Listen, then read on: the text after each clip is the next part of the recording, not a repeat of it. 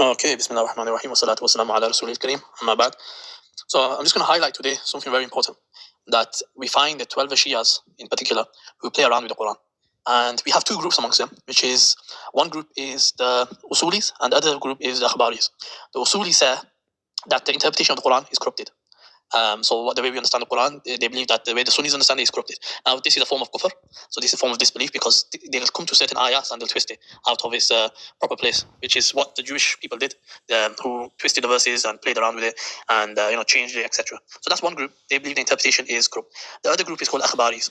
Akhbaris believe that the Quran that we have today is correct, but then they also believe part of it is missing. So they believe the companions played around with it, so part of it is missing, and it's with the 12th Imam. And yeah, so they don't have that part of it, but it's with the 12th Imam. So the thing is, the group that doesn't agree with this, which is the Usulis, they say the interpretation is missing. They don't do takfir. Normally, they don't do takfir of the other group, which says that part of the Quran is missing, which is kufr in itself. So if someone doesn't recognize something as disbelief, then that person himself has committed disbelief. For example, just a very simple example, we know if someone worships two gods, that's kufr. And that's kufr and shirk. That's disbelief. And it's also shirk, and you put person on the same level as Allah. So something like that would be kufr and shirk.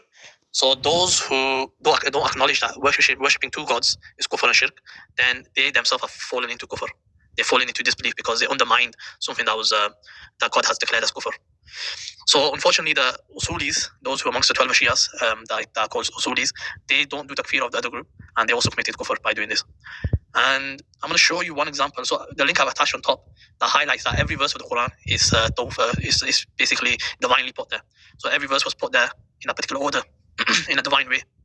And if someone denies this is also disbelief. If someone believes that the verses were not put there in a divine way, that's also disbelief. And and the top link actually highlights this.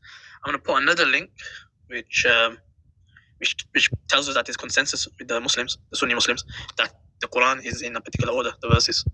Just give me a second, I'll put the second link.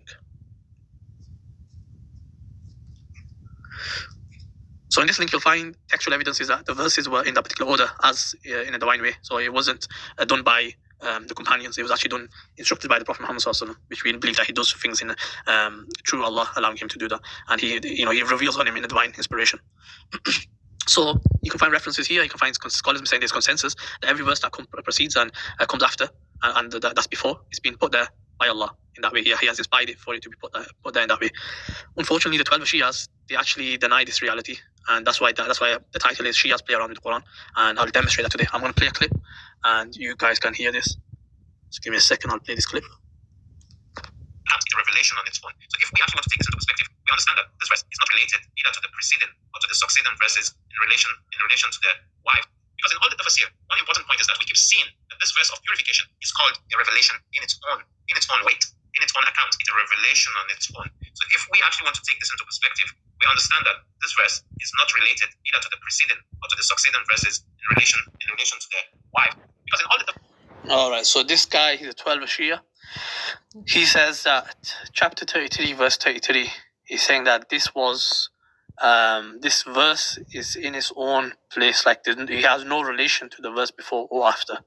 Well, if everyone goes to chapter 33, actually before everyone goes there, I'll share the link of the video where you can actually check this, where he said this. And this person's quite known on Clubhouse. And give me a second. Yeah, so he says chapter 33, verse 33, he says there's no relation with it, with the verse before or after.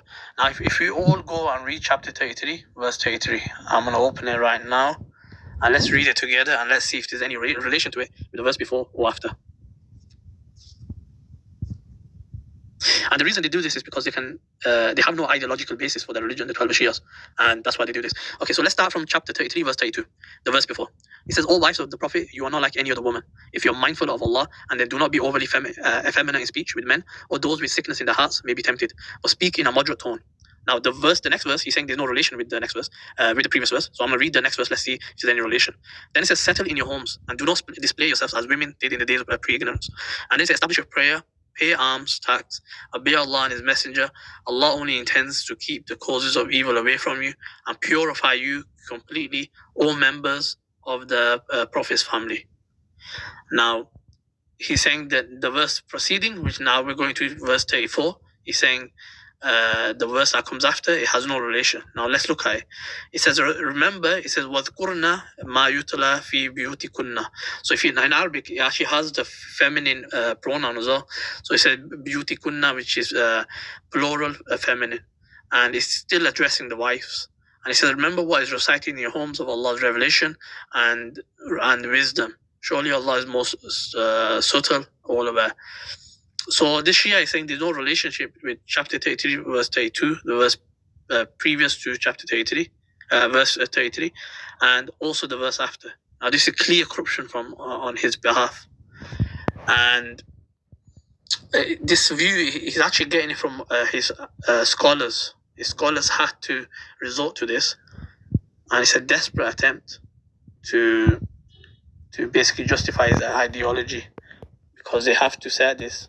They have to isolate the verses so they can say that there is no relationship. Now I'm going to share from the scholars. His name is Majlisi, Alama Majlisi.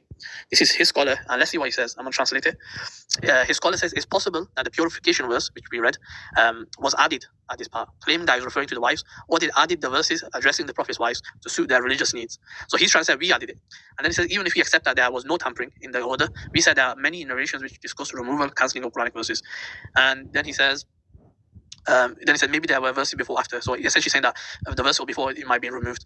And then he said, if these verses were not removed before and after the verse, you will see the parallel link between them. There's also another scholar, he's called Shia scholar. He says, Tabat Tabai, he also says this in Mizan, volume 16, page 321. So this is clear rejection of the Quran and its order. And so so hopefully I demonstrated that. Let me see if there's anything else to mention. Yep. So initially, so in a recap, right? Let me just give a quick summary. We started off showing how there's a consensus. I sent references and links. Then I showed how he says chapter 33, verse 33 has no. He says that verse is on its own, but if you read in context, it's actually not on its own. It has a relationship with the next verse and the prior verse. So it's all in context.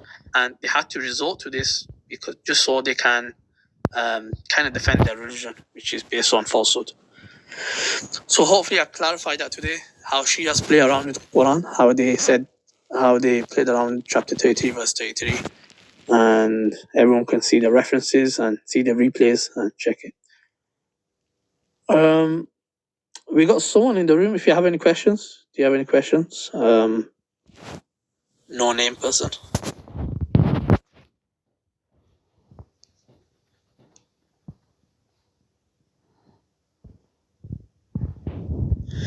Cool. So next session is going to probably be one of the last sessions, kind of addressing, because I had a debate with this guy, so I seen him making rooms, and I thought let's maybe counter that. So the next session will be probably one of the last sessions on this topic. So I'm going to discuss some of the virtues of the Prophet's wife, Aisha anha, some virtues of her, some of the points which I might have not mentioned due to the lack of time. I'll also mention that in the next session. So we'll conclude here. Subhanakallahumma rabbana wa bihamdika ashhadu an la ilaha illa anta astaghfiruka wa atubu ilayk. Assalamu alaikum.